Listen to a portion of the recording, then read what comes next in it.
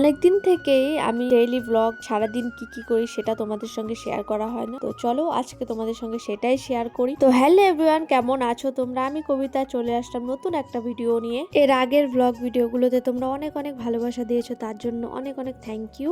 তো চলো ভিডিওটা স্টার্ট করা যাক। আজকে ছিল মঙ্গলবার, তো আমি আর আমার বর চলে গিয়েছিলাম বাজারে। বাজার করার উদ্দেশ্যে বের হলেও আগে আমরা খেয়েছি পরোটা। তো এই মিষ্টি দোকানে পরোটা খেতে ভীষণ ভালো লাগে, সাথে ছোট ছোট মিষ্টিগুলো। তো তারপরে পরোটা খাওয়ার পর আমরা চলে গেলাম সোজা বাজারে। আর আজকে কিন্তু কুয়াশা ছিল না, কিন্তু ঠান্ডার সঙ্গে সঙ্গে হালকা হাওয়াও দিচ্ছিল। তো যাই হোক, ঠান্ডার দিন ঠান্ডা তো লাগবেই, কিচ্ছু করার নেই। তারপরে আমরা চলে আসলাম বাজারে। বাজারে এসে প্রথমেই সবজির দোকানে গেলাম, সবজি কিনে তারপরে কিনতে গেলাম মাছ। মাছের বাজার আসতে আমার ভীষণ ভালো লাগে, কেন জানি না। আমার বর হচ্ছে মাছ লাভার। সত্যি কথা বলতে ওর মাংসর থেকে মাছ খেতে ভীষণ ভালোবাসে। এর আগে 2-3 দিন বাজারে গিয়েছি, চিতল মাছ খুঁজেছি কিন্তু পাইনি। তাই আজকে যেহেতু পেয়েছি চিতল মাছ, তাই বাজার থেকে চিতল মাছটাই নিয়ে নিলাম। তারপর মুদিখানা দোকান থেকে কিছু নেওয়ার ছিল, তো সেগুলো নিয়ে তারপরে আমরা বেরিয়ে পড়লাম। আর বাড়িতে আস্তে আস্তে দেখো রোদ উঠে গেছে পুরো। আর আজকে আমার অনেক কাজ ছিল বাড়িতে।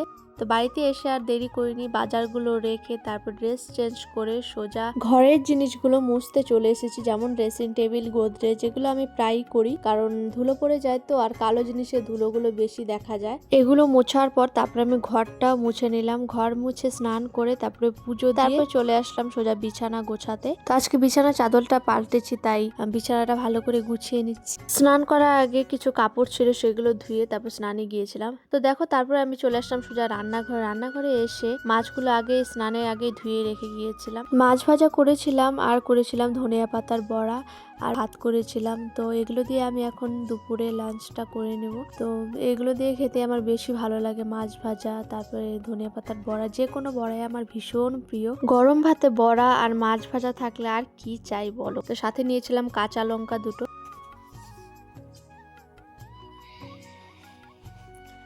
তো আমি একটু শুয়েছিলাম খাওয়া দাওয়া করে, এখন উঠলাম। উঠে দেখি সন্ধ্যা অলরেডি হয়ে গেছে, মানে একটু বাকি আছে, একটু পরে সন্ধ্যা হয়ে যাবে, সন্ধ্যা লেগে যাবে। তো এখন আমি উঠবো, তারপরে আবার রান্না করতে হবে, কারণ তোমরা তো দেখলে আমি দুপুরবেলা রান্না করিনি। তো আজকে অনেক কাজ ছিল বাড়িতে, তাই সেগুলো কাজ সাথে সাথে আর রান্না করার টাইমটুকু হয়নি, খিদে পেয়ে গিয়েছিল। আর যেহেতু আর কেউ নেই বাড়িতে, আমি একাই ছিলাম। তো তোমার দাদাভাই আসবে রাত্রে, তো রাত্রে তার জন্যই রান্না করব। তো চলো উঠি এখন, আপাতত উঠে সন্ধ্যা দিই, তারপর তোমাদের সঙ্গে দেখা।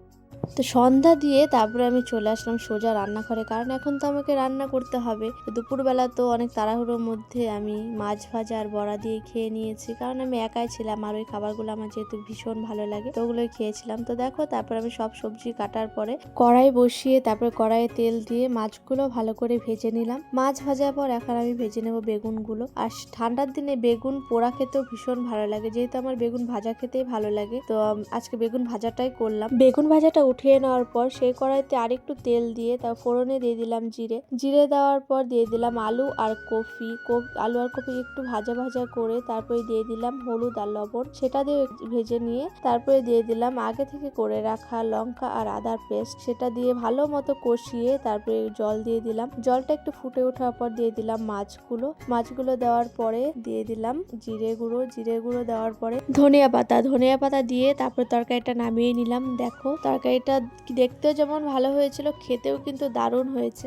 রান্না হয়ে যাওয়ার পর তারপরে দুজনে আমরা খেতে বসে পড়লাম। তো প্রথমে বেগুন ভাজা দিয়ে খেলাম, বেগুন ভাজার সাথে কাঁচা লঙ্কা না হলে তো ঠিক জমেই না। তো তারপর ওকে মাছের তরকারি দিয়ে দিলাম, তারপর আমিও নিয়ে নিলাম। ও বলছিল দারুণ হয়েছে খেতে, তো আমারও ভীষণ ভালো লেগেছে। তো তোমাদের এই ভিডিওটা কেমন লাগলো অবশ্যই জানিও, আর এতদিন যেমন পাশে ছিলে তেমনই থেকো। আজকে এই পর্যন্তই, চলে আসবো নতুন আর অন্য একটা ভিডিও নিয়ে। তো ততক্ষণের জন্য টাটা বাই।